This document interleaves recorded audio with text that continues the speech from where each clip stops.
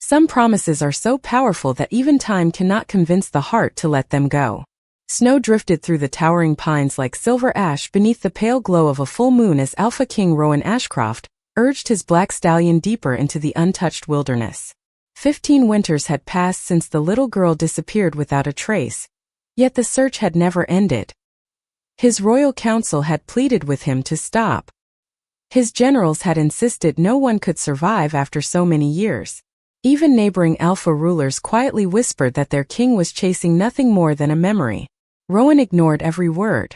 Every full moon, no matter the weather, no matter the burden of ruling the northern territories, he returned to another forgotten trail, another abandoned village, another hidden border between rival packs, searching for the child whose frightened blue eyes had haunted every dream he had ever known. His guards exchanged silent glances as they followed behind, accustomed to these lonely journeys that never appeared on royal schedules. None of them dared ask why their king refused to choose Aluna despite countless noble families presenting daughters worthy of a crown. None of them knew that before Rowan had become the strongest alpha in the land, he had simply been a lonely prince who made one impossible promise beneath an ancient oak tree. "If we ever get separated," the little girl had whispered while slipping a tiny silver pendant into his hands, "you'll find me, won't you?" He had smiled with all the certainty only a child could possess. No matter how long it takes. That promise had become the quiet heartbeat beneath every victory, every sacrifice, and every lonely night upon the throne. As the cold wind swept across the frozen valley, Rowan suddenly raised one gloved hand. His entire escort stopped without question. There, barely visible beneath fresh snow, rested the faded remains of an old wooden marker standing beside a forgotten trail leading toward the eastern border. Rowan dismounted slowly, brushing away the frost until delicate carvings emerged. A small crescent moon, a wildflower, and beneath them, 2 uneven initials carved by childish hands many years ago. R&C. His silver eyes softened for the first time that day. Most people would have seen nothing more than weathered wood. Rowan saw proof that destiny had once passed through this very place. He closed his eyes, allowing the icy breeze to fill his lungs, and for one fleeting moment he caught the faintest trace of wild lavender carried upon the wind. His heart pounded with a hope he had refused to surrender. Somewhere beyond these forests, beyond unfamiliar borders and forgotten years, Claire Whitmore was still alive, even if she no longer remembered the boy who had never stopped searching for her. Claire Whitmore had long ago stopped asking where she truly belonged because every answer she had ever received carried the same quiet disappointment. The people of Iron Creek Pack never called her by her name unless they absolutely had to. Most simply referred to her as the outsider, the girl who had arrived without parents, without history, and without a family scent that anyone could recognize. She remembered almost nothing before waking in the care of an elderly healer named Miriam nearly 15 years earlier. Miriam had always insisted that someone had left the frightened little girl near the eastern border wrapped in a worn wool blanket with only a simple silver ribbon tied around her wrist. The ribbon had faded with time until it was almost colorless, yet Claire kept it safely hidden inside a small wooden box beneath her bed. Something deep inside her refused to let it go. Every morning before sunrise, Claire walked nearly a mile to the village well carrying 2 empty buckets, greeting everyone with the same gentle smile whether they returned it or not. Some ignored her completely. Others accepted her kindness without offering so much as a thank you. None of it seemed to harden her heart. If an elderly neighbor struggled to carry firewood, Claire quietly helped. If an injured bird rested beneath a tree, she patiently cared for it until it flew again. If frightened children became lost in the woods gathering herbs, they somehow always found comfort the moment Claire appeared beside them. Miriam often watched these moments through the cottage window with thoughtful eyes. More than once she whispered that true strength rarely announced itself with loud voices or displays of power. Sometimes it looked exactly like a young woman who chose kindness when the world expected bitterness. Claire herself never understood why helping others felt as natural as breathing. She only knew that every good deed filled the strange emptiness she had carried since childhood. Yet there was one mystery she could never explain. Every full moon brought the same dream. She stood in a forest covered in silver light beside a boy whose face became blurred the instant she tried to remember it. She could never see him clearly, but she always felt safe when he reached for her hand. The dream ended the same way each time. Someone called her name from far away, the forest disappeared, and she woke with tears quietly resting on her cheeks without knowing why. On one unusually warm spring afternoon, while gathering medicinal flowers near the northern ridge, Claire paused as a cool breeze carried the scent of wild lavender through the trees. Her heart skipped unexpectedly. She looked around, certain someone had spoken, but the forest remained perfectly still except for birds singing overhead. An unfamiliar sadness settled over her, followed almost immediately by hope she could not explain. She pressed one hand against her chest as though searching for a memory hidden just beyond reach. Somewhere beyond Iron Creek, beyond the mountains she had never crossed, someone else paused beneath the very same breeze, holding tightly to a promise neither time nor distance had managed to erase, while fate quietly prepared the path that would bring two forgotten hearts back together. Days passed, yet the strange feeling that had settled inside Claire refused to fade. Every sunrise began the same way, with simple chores that seemed to repeat without end, but now she caught herself glancing toward the distant mountains more often than before, as though something beyond the horizon quietly called her name. Miriam noticed the change immediately. The elderly healer never rushed her questions. Instead, she handed Claire bundles of dried herbs to sort while the afternoon sunlight warmed the little cottage. Finally, she smiled gently and asked, "What has your heart been listening to lately?" Claire lowered her eyes, embarrassed by feelings she could not explain. "I think I have forgotten something important," she admitted softly. "Not a place, not a face, just someone."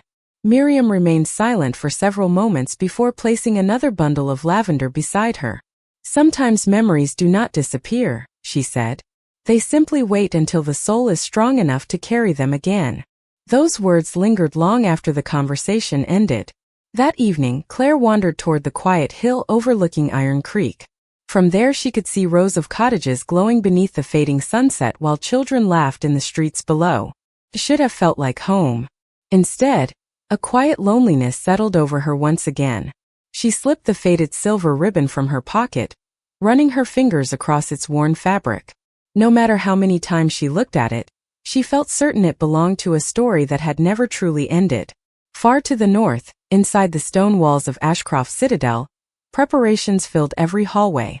Messengers arrived from dozens of neighboring packs carrying invitations, gifts, and formal confirmations for the upcoming Royal Moon Gathering, the largest gathering in more than a decade. Every alpha, beta, elder, healer, merchant, and honored family would attend beneath one roof to celebrate peace among the territories. Advisors insisted it was finally time for King Rowan to announce his future Luna. Noble daughters had already begun preparing elegant gowns, believing destiny might smile upon them before the gathering ended. Rowan listened to every report with calm patience, yet his thoughts remained elsewhere. As soon as the council meeting concluded, he walked alone toward the highest balcony overlooking endless forests stretching beyond the kingdom's borders.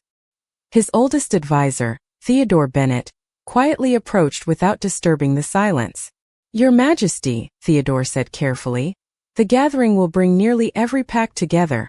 If there has ever been a moment to discover what you have searched for, this is it." Rowan rested both hands upon the cold stone railing while the evening breeze stirred his dark hair. "I have waited 15 years, he answered. "I can wait one more month." Theodore studied the king's expression and saw something few others ever witnessed. It was not the face of a ruler consumed by ambition. It was the face of a man still carrying the hope of a frightened boy who had refused to break a promise. As the first full moon of spring slowly climbed above the trees, its silver light stretched across valleys, rivers, and forgotten roads alike, quietly touching two hearts separated by years of silence, drawing them one step closer to the meeting neither of them yet realized destiny had already arranged. The morning of the Royal Moon Gathering arrived beneath a sky washed in soft shades of gold and pale blue, and every road leading toward Ashcroft Citadel filled with travelers from every corner of the Northern Territories. Elegant carriages rolled beside humble wagons, banners fluttered above mounted escorts, and voices carrying countless accents blended into a single celebration that only happened once every generation. Iron Creek Pack joined the long procession shortly after sunrise. Their leaders rode proudly at the front while servants and workers followed several yards behind with supplies, garments, and gifts prepared for the royal court.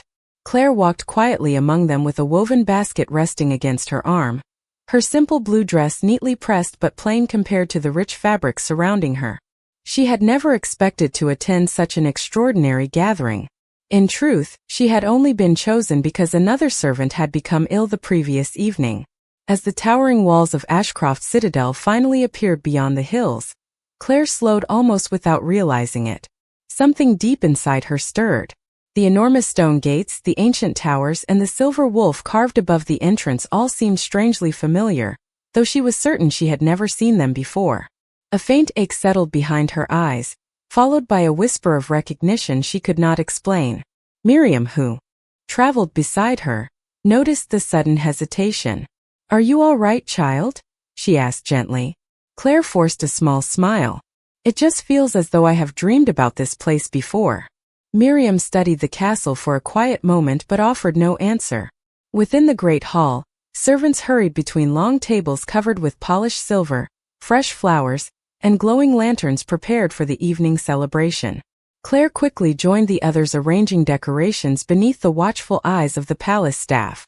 She remained unnoticed, moving with the quiet grace that had become second nature after years of staying in the background. Outside, horns echoed across the courtyard as the royal escort entered through the main gate. Every conversation paused. Nobles straightened their clothing. Guards stood at perfect attention. Alpha King Rowan Ashcroft stepped from his horse wearing a dark formal coat embroidered with silver thread that shimmered beneath the afternoon light.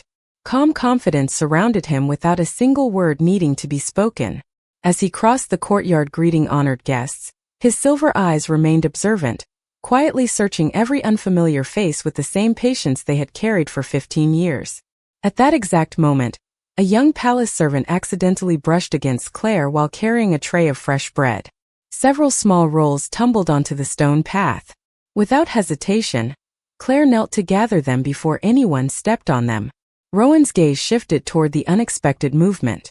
For only a heartbeat, he saw a young woman rising gracefully with sunlight touching strands of chestnut hair, as she offered the rescued bread back to the embarrassed servant with a warm, reassuring smile.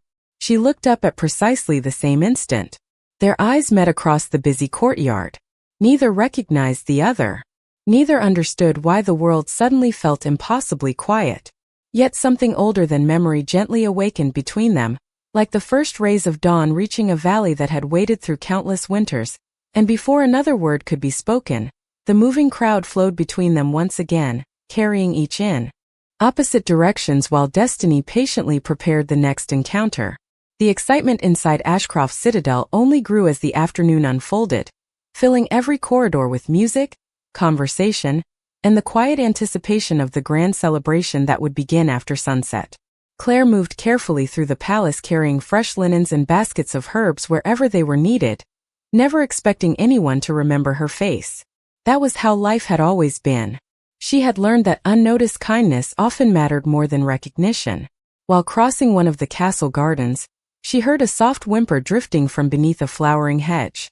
She paused immediately, setting down her basket before kneeling on the stone path. Hidden among the roses sat a frightened wolf pup with one tiny paw caught between the twisted roots of an old shrub. The little creature struggled only enough to show its fear before becoming completely still as Claire approached. She spoke in the same gentle voice she used with frightened children and injured birds. "It is all right. I am not here to frighten you." Slowly, patiently, she loosened the roots surrounding the small paw until the pup slipped free. Instead of running away, the little wolf pressed its nose against her hand before happily circling her feet. Claire smiled with quiet relief, gently brushing a few leaves from its soft white fur. "There you are," she whispered. "You only needed someone to slow down long enough to notice you." Unaware that she was no longer alone, Claire picked up the curious pup and carried it toward the nearby fountain where it eagerly drank cool water. From the shaded walkway beyond the garden, Rowan had stopped in the middle of an important conversation with Theodore Bennett. His attention rested entirely upon the young woman sitting beside the marble fountain as though the rest of the world had quietly disappeared. Theodore followed the direction of the king's gaze. "The servant from earlier," he observed softly. Rowan did not answer immediately. He simply watched the effortless kindness with which she cared for the tiny wolf, noticing the calm patience in every movement and the peaceful smile that seemed completely untouched by any desire for praise. There was something deeply familiar about her presence, something impossible to explain. It was not merely her appearance. It was the feeling that settled over him whenever she was near, as though a long-forgotten part of his life had quietly stepped back into the light. Before Rowan could take another step, several palace attendants hurried into the garden searching for the missing pup. The little animal immediately bounded toward them before turning back one last time to nuzzle Claire's hand. One attendant laughed with relief. "Thank you. The royal nursery has been searching everywhere for this little wanderer." Claire smiled warmly. He was only exploring. The attendants carried the pup away, leaving the garden peaceful once again. Claire gathered her basket and continued toward the palace kitchens without ever realizing the Alpha King had witnessed the entire moment. Rowan remained standing beneath the stone archway, his silver eyes following her until she disappeared beyond the flowering vines. Theodore finally broke the silence. "Your Majesty, what did you see?" Rowan slowly exhaled, unable to look away from the empty garden path. "Someone whose heart feels strangely familiar," he answered quietly.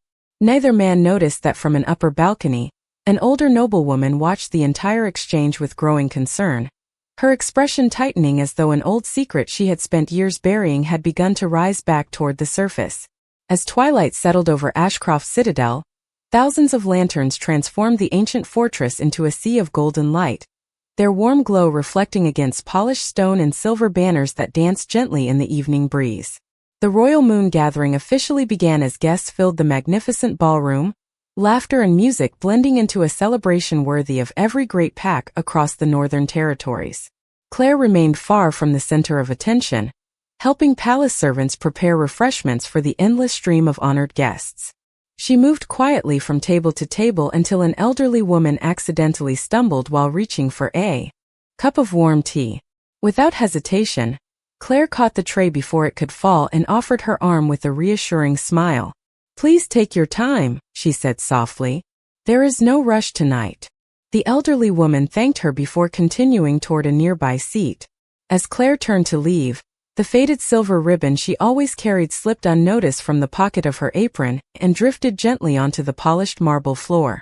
She continued walking, unaware that the small keepsake had remained behind. Moments later, Royal Elder Evelyn Blackwood entered the ballroom accompanied by several respected council members. Though well into her later years, her sharp eyes missed very little. As she crossed the floor, something pale caught her attention beneath the lantern light. She bent slowly, lifting the weathered ribbon between careful fingers. The faded fabric appeared ordinary at first glance, but stitched into one corner with nearly invisible silver thread, rested the shape of a crescent moon surrounded by tiny wildflowers. Evelyn's calm expression changed instantly. She examined the embroidery again, her hands trembling almost imperceptibly. There could be no mistake. It was a royal nursery marking that had not been used for more than 15 years. Only one child had ever worn such a ribbon. Before she could speak, Claire returned searching the floor with quiet concern. "Excuse me," she said politely. "I believe I may have dropped something." Evelyn slowly lifted her eyes to the young woman standing before her. For a long moment neither spoke. Claire simply smiled with the same gentle kindness she offered everyone she met. Evelyn's heart pounded beneath her formal robes. The soft blue eyes, the graceful manner, even the tiny birthmark near Claire's left wrist matched memories she had carried since the day a little girl vanished from the royal nursery grounds. "Child," Evelyn asked carefully, "where did you receive this ribbon?" Claire hesitated before answering honestly. "I do not know. It has been with me for as long as I can remember." Evelyn gently placed the ribbon back into Claire's hands, though her thoughts raced faster than they had in years. Across the ballroom, hidden behind a marble column, the same noblewoman who had watched Rowan in the garden witnessed the exchange with growing alarm. She quietly stepped away before anyone noticed, disappearing into a side corridor with hurried footsteps. Evelyn continued watching Claire as the young woman thanked her and returned to her duties, completely unaware that one forgotten keepsake had just reopened a mystery buried beneath 15 years of silence. The royal elder slowly looked toward the grand staircase where Alpha King Rowan greeted visiting leaders, and for the first time in many years, hope returned to eyes that had almost forgotten how to believe in miracles. Royal Elder Evelyn Blackwood did not waste a single moment. With the faded ribbon carefully hidden inside her sleeve, she requested a private audience with Alpha King Rowan before the evening ceremony reached its height. Rowan immediately recognized the unusual urgency in her voice and followed her into the quiet library overlooking the moonlit gardens. Theodore Bennett closed the heavy wooden doors behind them, leaving only the crackling fireplace and shelves filled with centuries of royal history. Without speaking, Evelyn unfolded the delicate ribbon across the polished table. Rowan's silver eyes narrowed. The faded embroidery looked painfully familiar. His hand trembled ever so slightly as he reached toward the tiny crescent moon stitched into one corner. He had seen it before. Not once. Hundreds of times. It had belonged to a little girl who used to laugh whenever he chased butterflies through the palace gardens. "Where did you find this?" he asked, his voice barely above a whisper. Evelyn held his gaze steadily. "A young servant from Iron Creek Pack carries it every day. She says she has owned it for as long as she can remember." Silence filled the room. Rowan stared at the ribbon while memories he had spent years protecting slowly returned. A little girl wrapping the ribbon around her wrist because she insisted it made her brave. Tiny footsteps racing through blooming gardens. Bright blue eyes promising that they would never lose each other. Theodore stepped closer, his expression thoughtful. "Your Majesty, if this truly belongs to her, then someone has hidden the truth for many years." Rowan closed his fingers around the ribbon, feeling as though the impossible had suddenly become real. "Bring the young woman here quietly," he said. "No announcements. No attention." Before Theodore could leave, hurried footsteps echoed outside the library. A palace messenger entered with a respectful bow. "Forgive the interruption, Your Majesty. Lady Beatrice Hawthorne requests an immediate audience regarding an urgent matter involving one of the visiting servants." The name caused Evelyn's expression to darken. Lady Beatrice had served within the royal household many years earlier before marrying into another influential pack. She had rarely returned to court since then. Moments later, Beatrice entered gracefully, offering a flawless formal bow. "Your Majesty," she said with practiced composure, "I fear there has been a misunderstanding. One of Iron Creek's servants has been making rather unusual claims about a keepsake that resembles an old royal design. It is merely a coincidence. I would hate for unnecessary rumors to distract tonight's celebration." Rowan watched her carefully. Claire had never made any claims. She had not even known the ribbon held significance. Yet somehow Beatrice already knew exactly which servant the conversation concerned. Theodore noticed it as well. Evelyn quietly folded her hands. "Interesting," she replied calmly. "The young woman never mentioned the ribbon to anyone except me." For the first time, uncertainty flickered across Beatrice's otherwise confident face. It lasted only a heartbeat before she recovered. But Rowan had already seen enough. A single careless sentence had exposed knowledge she should never have possessed. As Beatrice excused herself and disappeared into the crowded ballroom, Rowan turned toward Theodore with quiet determination burning behind his calm expression. "Do not let her leave the castle tonight," he said. "I believe the answers we have searched for during 15 years have finally walked back through these gates together." The music inside the grand ballroom softened as the first ceremonial dance came to an end, and hundreds of guests turned toward the marble staircase where Alpha King Rowan was expected to address the gathering. Claire remained near the edge of the hall beside the other attendants, carefully arranging fresh candles along a long table, completely unaware that every quiet step she took had become part of a mystery unfolding behind the palace walls. Theodore approached her with a respectful smile that surprised everyone nearby. "Miss Whitmore," he said warmly. "His Majesty requests a private conversation." Claire blinked in disbelief, instinctively glancing behind her as though another Claire might be standing nearby.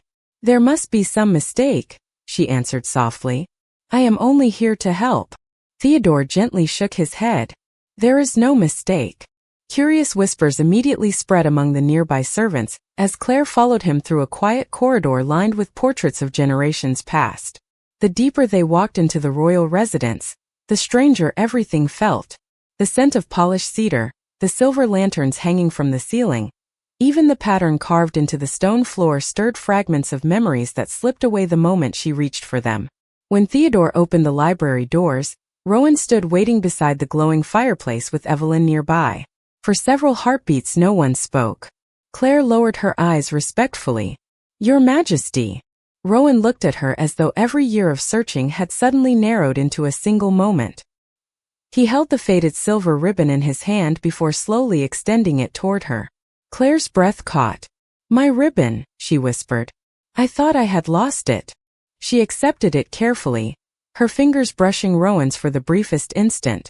A warmth neither of them expected passed quietly between them, gentle yet unmistakable. Claire's heart began to race.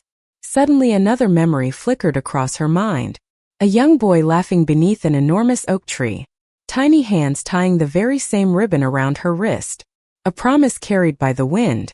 She pressed one hand against her temple as tears unexpectedly gathered in her eyes. I know this place, she whispered. But I do not understand. How? Rowan stepped closer, his voice calm and impossibly gentle. You do not have to force the memories. They will return when they are ready. Claire slowly lifted her eyes to meet his. Something within his silver gaze felt safer than anything she had known for years. Before another word could be spoken, Evelyn quietly approached carrying a small wooden box that had remained locked inside the royal archives since the night a little girl disappeared. She carefully placed it upon the table and opened the lid. Inside rested a tiny carved wooden wolf, worn smooth by years of childish hands. Claire stared at it in silence. Without thinking, she reached forward and turned the little figure over. Hidden beneath it were two tiny initials carved into the wood. R&C. Her lips parted as another forgotten memory flooded gently back into her heart. You made this for me, she whispered. Rowan smiled with quiet emotion. And you told me I had carved the ears too big. A soft laugh escaped Claire through her tears before she could stop it. The sound filled the room with a warmth that seemed to erase 15 years of silence, while beyond the closed library doors, Lady Beatrice paused in the corridor. Hearing that familiar laugh once again and realizing the truth she had hidden for so long could no longer remain buried. The library doors opened once more, and this time Rowan did not ask Claire to remain hidden. Side by side, they walked toward the grand ballroom where the royal moon gathering continued beneath shimmering chandeliers and countless lanterns glowing like stars brought down to earth. Conversations gradually faded as every guest noticed the Alpha King entering with a quiet young servant no one had paid attention to only hours before. Confused whispers spread across the hall, but Rowan remained completely focused on the woman beside him. When they reached the center of the ballroom, he turned to face the assembled leaders of every pack. His voice carried with calm certainty through the silent hall. For 15 years this kingdom searched for a child who disappeared before her story had even begun. Tonight that search has finally come to an end. Every eye turned toward Claire. She instinctively lowered her gaze, overwhelmed by the attention, but Rowan gently offered his hand. After a brief hesitation, she placed hers in his. The familiar warmth she had felt inside the library returned, stronger than before, carrying with it not only memories but peace. Rowan smiled softly. You once asked if I would find you if we were ever separated. Claire's eyes filled with quiet tears as the final pieces of that long-forgotten afternoon beneath the old oak tree settled into place. She remembered tying the ribbon around her wrist. She remembered the carved wooden wolf. Most of all, she remembered a boy smiling with complete confidence before making a promise that had survived every passing year. A gentle laugh escaped her lips. You kept your promise, she whispered. Rowan nodded. I never stopped looking. The silence inside the ballroom became filled with emotion rather than surprise. Even those who knew nothing of the past understood they were witnessing something far greater than coincidence. Royal Elder Evelyn stepped forward and addressed the gathering with quiet dignity. Some bonds are not created by power. They are protected by kindness, patience, and unwavering hope. No one argued. Claire looked around the magnificent hall, no longer seeing strangers. For the first time since childhood, she no longer felt like someone standing outside every doorway. She had finally found the place her heart had searched for without even knowing it. Later that evening, after the celebration had ended, Rowan and Claire returned together to the ancient oak tree standing peacefully beyond the palace gardens. Moonlight filtered through its branches exactly as it had many years before. Rowan carefully tied the faded silver ribbon around a low branch where the gentle wind could carry it forever. Claire rested her hand against the weathered bark and smiled toward the endless forest stretching beyond the horizon. Home, she realized, was never simply a place. Home was the person who never gave up believing you would one day find your way back. Beneath the quiet glow of the full moon, two childhood promises finally became one shared future, proving that true strength remains gentle, and that love guided by hope can always find its way home.